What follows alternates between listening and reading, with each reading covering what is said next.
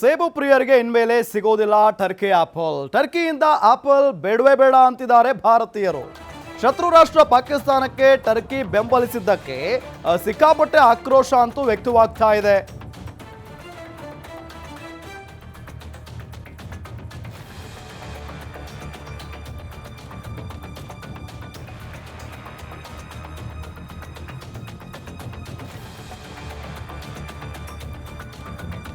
Turkey apple ban ಮಾಡೋದಕ್ಕೆ ಈಗ ಭಾರತೀಯರೆಲ್ಲ ಸಿಕ್ಕಾಪಟ್ಟೆ ಒತ್ತಾಯವನ್ನ ಮಾಡ್ತಾ ಇದ್ದಾರೆ. ಟರ್ಕಿಯಿಂದ ಆಪಲ್ ಆಮದು ಮಾಡಿಕೊಳ್ಳೋದು ಬೇಡ ಅಂತ ಹೇಳಿ ವ್ಯಾಪಾರಸ್ಥರು ಹೇಳ್ತಾ ಇದ್ದಾರೆ. ಹಿಮಾಚಲ ಪ್ರದೇಶದಲ್ಲಿ ಟರ್ಕಿ ಆಪಲ್ ಆಮದು ನಿಲ್ಲಿಸಿದ ವ್ಯಾಪಾರಸ್ಥರು ಸೇಬು ಪ್ರಿಯರಿಗೆ ಇನ್ಮೇಲೆ ಟರ್ಕಿ ಆಪಲ್ ಸಿಗೋದಿಲ್ಲ. ಕಾರಣ ಏನು? ಟರ್ಕಿಯಿಂದ ಆಪಲ್ ಬೇಡವೇ ಬೇಡ ಅಂತ ಹೇಳಿ ಭಾರತೀಯ ವ್ಯಾಪಾರಸ್ಥರು ಹೇಳ್ತಾ ಇದ್ದಾರೆ. ಬಿಕಾಸ್ ಶತ್ರು ರಾಷ್ಟ್ರ ಪಾಕಿಸ್ತಾನಕ್ಕೆ ಟರ್ಕಿ ದೇಶ ಬೆಂಬಲವನ್ನ ಕೊಡ್ತು ಈ ಸಂದರ್ಭದಲ್ಲಿ. ಹಾಗಾಗಿ ಸಿಕ್ಕಾಪಟ್ಟೆ ಆಕ್ರೋಶ ವ್ಯಕ್ತವಾಗ್ತಾ ಇದೆ. ಟರ್ಕಿ ಆಪಲ್ ಬ್ಯಾನ್ ಮಾಡೋದಕ್ಕೆ ಭಾರತೀಯ ವ್ಯಾಪಾರಸ್ಥರು ಈಗ ಒತ್ತಾಯವನ್ನ ಮಾಡ್ತಾ ಇದ್ದಾರೆ. ಟರ್ಕಿಯಿಂದ ಆಪಲ್ ಅನ್ನ ಆಮದು ಮಾಡಿಕೊಳ್ಳೋದು ಬೇಡ. ಹಿಮಾಚಲ ಪ್ರದೇಶದಲ್ಲಿ ಈಗಾಗಲೇ ಟರ್ಕಿ ಆಪಲ್ ಆಮದನ್ನ ಅಲ್ಲಿನ ವ್ಯಾಪಾರಸ್ಥರು ನಿಲ್ಲಿಸಿದ್ದಾರೆ. ಆ ಟರ್ಕಿ ಆಪಲ್ಗೆ ಬಹು ಬೇಡಿಕೆ ಇತ್ತು ಭಾರತದಲ್ಲಿ.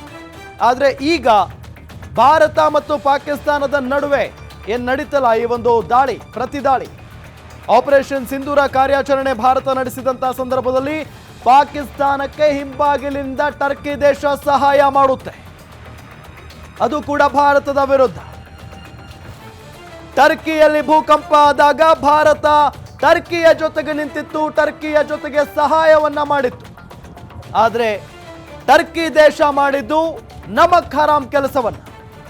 ಸಿಕ್ಕಾಪಟ್ಟೆ ಆಕ್ರೋಶ ವ್ಯಕ್ತವಾಯಿತು. ಹಾಗಾಗಿನೇ ಟರ್ಕಿಯ ಜೊತೆಗಿರುವಂತಹ ವ್ಯಾಪಾರ ವಹಿವಾಟು ಎಲ್ಲವೂ ಕೂಡ ಬ್ಯಾನ್ ಆಗಬೇಕು, ಬಂದ್ ಆಗಬೇಕು. ಶತ್ರು ರಾಷ್ಟ್ರ ಪಾಕಿಸ್ತಾನಕ್ಕೆ ಸಪೋರ್ಟ್ ಮಾಡುವಂತ ಟರ್ಕಿ ದೇಶವನ್ನ ನಾವು ಸಪೋರ್ಟ್ ಮಾಡಬಾರದು. ಆ ನಿಟ್ಟಿನಲ್ಲಿ ಆಕ್ರೋಶ ವ್ಯಕ್ತವಾಗ್ತಾ ಇದೆ. ಹಾಗಾಗಿನೇ ಟರ್ಕಿ ಆಪಲ್ ಆಮದು ಬೇಡ ಅಂತ ಹೇಳಿ ನಮ್ಮ ಭಾರತೀಯರು ಈಗ ಡಿಸೈಡ್ ಮಾಡಿದ್ದಾರೆ.